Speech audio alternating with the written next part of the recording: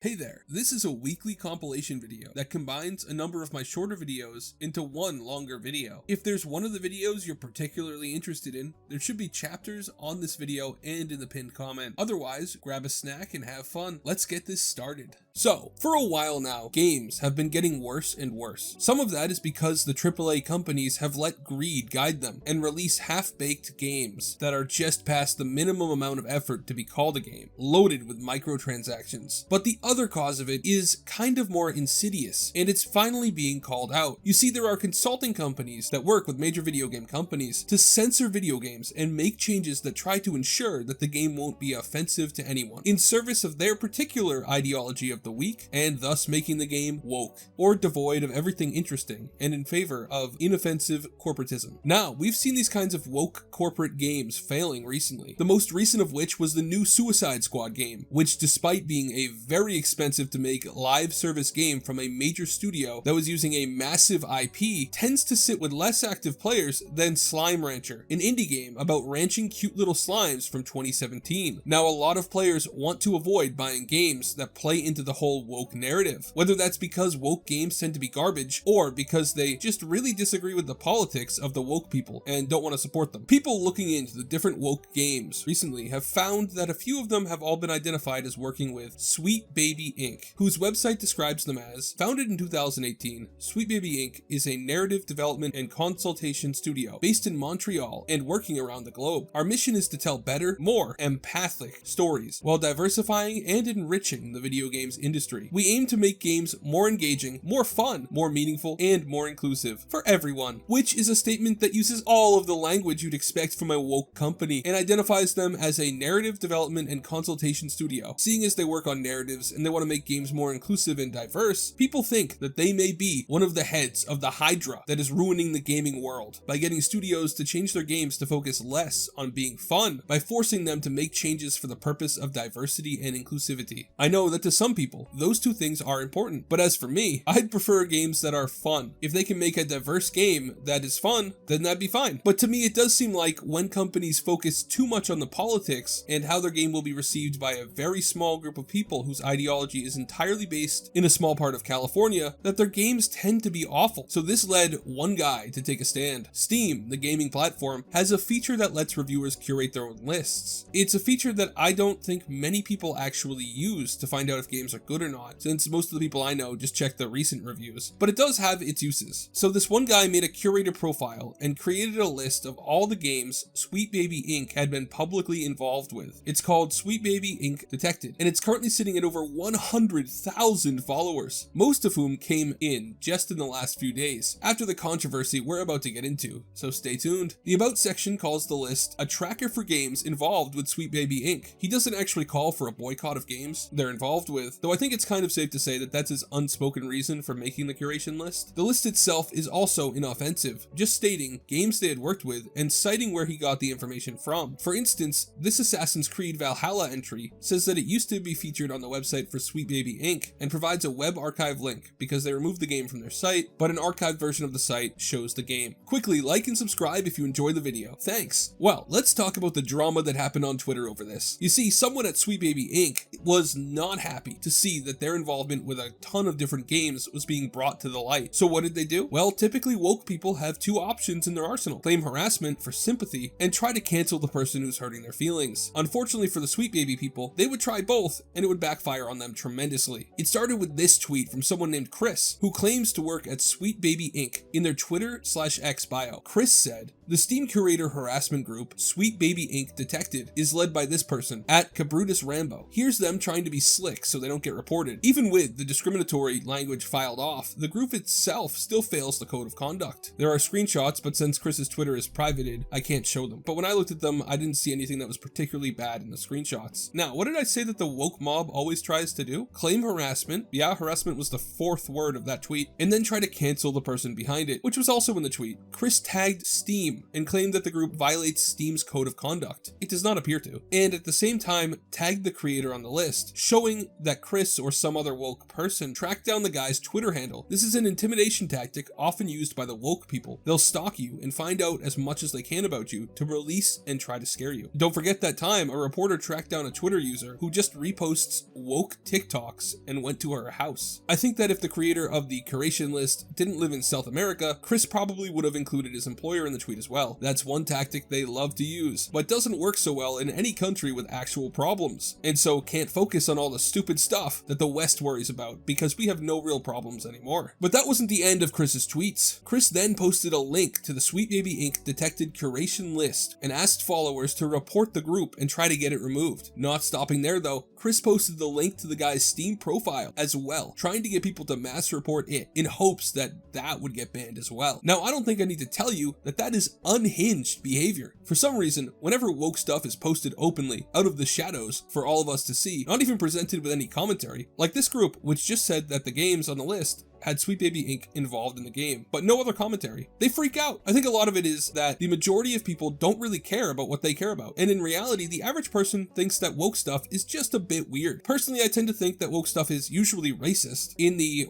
we know better than you do kind of racism. Personally, I'm of the opinion that race and sex diversity doesn't matter at all in games, because for the most part, all that matters is that the game is fun. What do you think? It doesn't end there though. Another person whose bio claimed that they work at Sweet Baby harped onto the conversation to add some of their own commentary, only to get called out by Twitter's community notes. Felix posted, for example, at Steam doesn't have guidelines for curators, as far as I can tell, that would prevent someone from starting a curation group that focuses on, say, Sweet Baby Inc. and warns people not to buy games they're associated with, which could just list any game at all, insinuating that the person behind the list could just put whatever he wanted on the list, and it could just be completely made up. Unfortunately for Felix, the Twitter community note corrected the tweet, saying the curator uses Sweet Baby Inc.'s website for their source, with a link to the community to showcase this, followed by, also it should be noted that at Lego Butts, Felix works for Sweet Baby Inc., with an archive link showing that. I think that the gaming community in general has just had enough of the woke stuff, to be honest. No one really cares for it, all people want is fun games to play, and that's it. Luckily, the people who posted the tweets that were accusing the list of being harassment were hit with some immediate backlash. Since Elon bought Twitter and ousted a lot of the old guard who would protect these kinds of people from being confronted with legitimate criticism, people can actually call this stuff out now, which is probably the one good thing that Elon's done at Twitter since he bought it. And call it out they did. I honestly think that the tweets did nothing but invoke the Streisand effect, as the curation group has grown in size tremendously since these tweets went viral. They got so mad at something really small and inconsequential, and by trying to cancel it, they accidentally made it bigger than it ever would have been otherwise. They overplayed their hand, and now we await to see the consequences. What do you think about this whole thing? Do you think that wokeness has any place in games? Or do you just not care at all, as long as the game is fun? Let me know in the comments. Thanks for watching all the way till the end. Like and subscribe if you haven't already. Have a great day,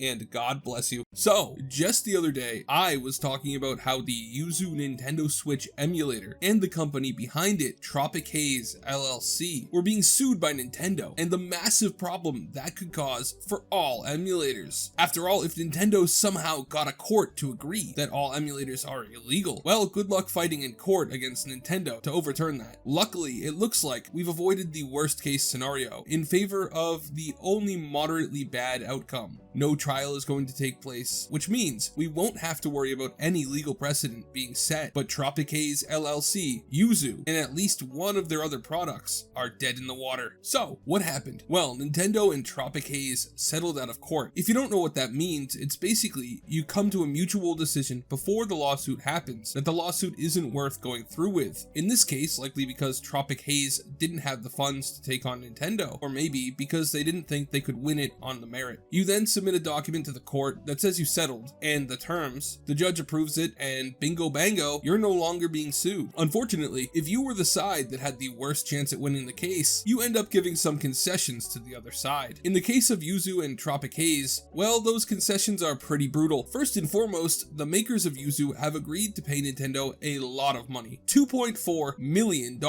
which has got to be seriously life-changing money for the people who made Yuzu. I can't imagine that an emulator company was bringing in all that much cash. But that's not it. The settlement asks that the court put in place a permanent injunction that would stop Tropic Haze from offering, providing, marketing, advertising, promoting, selling, testing, hosting, cloning, distributing, or otherwise trafficking in Yuzu or any source code or features of Yuzu, meaning that Yuzu is entirely dead. They aren't allowed to do anything further with it, and they will have to take down the software from anywhere that they had made it available in the past. On top of that, the former website for Yuzu is to be shut down. Then they have to delete all of their copies of Yuzu and tools they used in its development, including the decryption keys the whole lawsuit originally focused on. Oh, and Nintendo is taking all of their modified Nintendo hardware, including their modified Nintendo Switch systems. And that's just a 2,000-foot view. There's a lot of detail in the court filing, but it boils down to Yuzu is to be nuked from orbit, and they're never allowed to even so much as yearn wistfully for it going forward. That's a bit of an exaggeration, but really not as much of one as it probably should be. Tropic Haze LLC folded completely, so Nintendo is basically going to make sure that there's no way that they can do this again. That's just the way it goes. The strong eat the weak. Yuzu put out a statement on their Twitter. It reads, "Hello Yuzuers and Citra fans. We write today to inform you that Yuzu and Yuzu's support of Citra are being discontinued effective immediately. Yuzu and its team have always been against piracy. We started the projects in good faith out of passion for Nintendo and its consoles and games, and we were not intending to cause harm, but we see now that because our projects can circumvent Nintendo's technological protection measures and allow users to play games outside authorized hardware, they have led to extensive piracy. In particular, we have been deeply disappointed when our users have used our software to leak game content prior to its release and ruin the experience for legitimate purchasers and fans. We have come to the decision that we cannot continue to allow this to occur. Piracy was never our intention, and we believe that piracy of video games and on video game consoles should end. Effective today, we will be pulling our code repositories offline, discontinuing our Patreon accounts and Discord servers, and soon shutting down our websites. We hope our actions will be a small step toward ending piracy of all creators' works. Thank you for your years of support and for understanding our decision." So yeah, they were probably required to take a public anti-piracy stance as part of the settlement. Otherwise, they're just kissing the boot to keep it from stomping them anymore. What's interesting is that this post wasn't just made on the Yuzu Twitter, but also on the Citra Twitter. If you don't know, Citra was a 3DS emulator that I guess was worked on by the same people as Yuzu. It turns out that the takedown isn't just going to affect Yuzu, but also Citra. The Citra GitHub and any way to download the emulator have been wiped already, which sucks. I can understand shutting down Yuzu. After all, it's kind of obvious that a current gen emulator will be used for piracy of new games that come out, whether that's the intention of the emulator's creators or not. But emulators for devices like the 3DS are needed. They don't make the 3DS anymore, which means that if there's no emulator, eventually game preservation is going to be really difficult. We may end up losing games entirely to the sands of time because there's just no way to play them anymore if this kind of thing continues. It's not an issue that affects us right now, but in 50 years time, we'll be wishing that we didn't go after emulators for obsolete systems. What do you guys think of this whole mess? Are you surprised that Yuzu folded so easily? I'm not. Are you upset that the 3DS emulator is going away as well? What do you think game preservation will look like in the future? Let me know in the comments. Thank you for watching all the way till the end. Like and subscribe if you haven't already. Have a great day and God bless you. Did you hear that MrBeast sold his channel to Disney? Well, sorry to break it to you, but he did not. It's a massive rumor that's going around right now though. So today we're gonna do a quick video debunking it and talk about MrBeast's response. Let's get into it. It's really not that far-fetched that MrBeast would sell to Disney. After all, if Disney was going to make a foray into the influencer space, it would make sense for them to go for the biggest name. They've already got a history of grabbing up big names like Star Wars and Marvel so that they can capitalize on the built-in fan bases from those franchises. Why not MrBeast? Well, firstly, because MrBeast has made it pretty clear that he's not super interested in selling his channel. Plus, given Disney's recent track record with Star Wars and Marvel, they'd probably want to rebrand it to Mrs. Beast, since their main strategy these days seems to be to replace all men with women in their properties. But the reason that people are believing this is because of a clip that went viral on Twitter. It was captioned, "Famous YouTuber MrBeast sold his YouTube channel to Disney," and it played this clip. MrBeast sold his channel to Disney. No, what? Yes, Really? to $5 billion. You're lying. The number So- got leaked.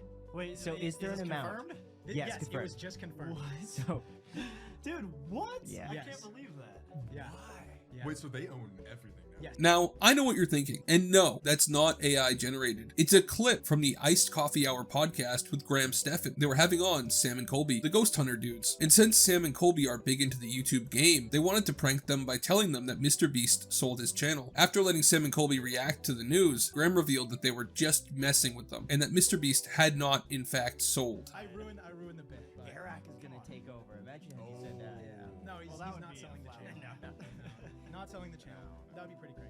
Kind of a weird joke to play on someone, but it does make sense in context, I guess. Honestly, when I was first watching the Iced Coffee Hour video, I did a quick Google before they revealed it was a joke to see if it was true for myself. But it's usually harmless and wouldn't have mattered if this random Twitter account didn't clip it out of context and remove the part where they said it was a joke. And if you need even more proof, MrBeast himself responded to the viral tweet saying, "Disney does not own any part of my channel," and that's almost certainly a good thing. What do you guys think? Is it the fault of Graham Stephan for even joking about it to begin with? Or was it innocent enough and the fault lies with the dude who clipped it out of context for zero reason? Let me know in the comments. Thanks for watching all the way till the end. Like and subscribe if you enjoyed the video. Have a great day and God bless you. So, apparently Rooster Teeth is shutting down. Well, it's not overly surprising. They become less and less relevant over the last few years. It does seem quite sudden though. It makes sense when you realize that the company is owned by Warner Brothers Discovery, who kind of have a reputation for shutting down and canceling things out of the blue. I mean, just recently they revealed that they were canceling a movie, Coyote versus Acme, and basically the news is saying that they're doing it just for the tax write-off, as the film was already late into its development. But Rooster Teeth shutting down is different from losing a movie here and there, because, well, if you grew up in the 2000s and 2010s and watched a lot of YouTube or other online content, they probably had an impact on you. I still remember watching Red vs. Blue on the recommendation of one of my friends from school, and binging it because it was so good. More recently, they made an anime-type show called RWBY, which I think was popular, though I never got into it. I did hear people complaining about the newer seasons though. This is all coming just after the 20th anniversary of Rooster Teeth too, so it's just sad. Warner Brothers Discovery did issue a statement about their closing of Rooster Teeth, saying, "Warner Brothers Discovery thanks Rooster Teeth's groundbreaking creators and partners, and the strong management team for their many years of success. And your passionate and loyal fans are a testament to your achievements." A short announcement written in corporate speak so as to not give people any more reason to be mad at them. But I think the really good statement that does actually do a little bit of justice for the company was the memo that the Rooster Teeth general manager Jordan Levin sent out to their team. He said, "Dear Rooster Teeth, since our founders created and uploaded their first video on the then called World Wide Web in 2003, Rooster Teeth has been a source of creativity, laughter, and lasting innovation in the wildly volatile media industry. We've read the headlines about industry-wide layoffs and closures, and you've heard me give my perspective and updates on the rapidly changing state of media and entertainment during each of our monthly all-hands meetings. Since inheriting ownership and control of Rooster Teeth from AT&T following its acquisition of Time Warner, Warner Bros. Discovery continued its investment in our company, content, and community. Now, however, it's with a heavy heart that I announce that Rooster Teeth is shutting down due to the challenges facing digital media, resulting from the fundamental shifts in consumer behavior and monetization across platforms, advertising, and patronage. Please note that the Roost team is not currently impacted by this action. The Roost Podcast Network will continue operating and fulfilling its obligations, while Warner Brothers Discovery evaluates outside interest in acquiring this growing asset. In the coming days and weeks, we will have many questions to answer, and the opportunity to work together to implement the best way to wind things down for us and our community. We're working through what comes next in real time, and we will be as open, direct, and accessible as possible. Thank you all in advance for your patience and support of one another. Let's take a moment to celebrate our 21-year contribution to the zeitgeist, advancing creativity and outlasting many of our peers from the early days of online video and digital-first content. From a garage in Buda, Texas, to global screens large and small, our teams of dreamers and doers have introduced and grown what made Rooster Teeth stand out: animation, comedy, and gaming. From new forms of animated comedy with machinima to countless viral memes, including the immortal Snail, aka Snail Assassin, to a US-born animated series embraced by Japan as an anime, and record-breaking, at the time, crowdfunded movies. You've accomplished so much and made dreams come true here. You've turned original IP into video games, comic books, and VTubers. You've directed short videos, mocap, and films. You've puppeteered, hosted podcasts, and have built a thriving community that spans the globe. Your creativity knows no bounds, and you'll continue contributing significantly to culture wherever your paths may take you. To those who come first, despite passing through many corporate owners, Rooster Teeth transcended a media business and was a dynamic movement that shaped the bond between communities, creators, and storytelling. Our founders didn't have a blueprint for a media empire, but they got close to building one, alongside a community that fueled its remarkable growth. In its earliest days, Rooster Teeth relied on community sponsorship through time, dollars, and unwavering passion. Volunteers evolved into staff, and the snowball effect grew, resulting in new relationships, marriages, births, and shared experiences that have changed lives. To trailblazing content creation. Our approach to content creation on emerging platforms paved the way for new media models. We inspired generations of creators across streaming, machinima, animation, let's plays, merch drops, touring, podcasting, and more. Companies like GameStop, YouTube, Facebook, Spotify,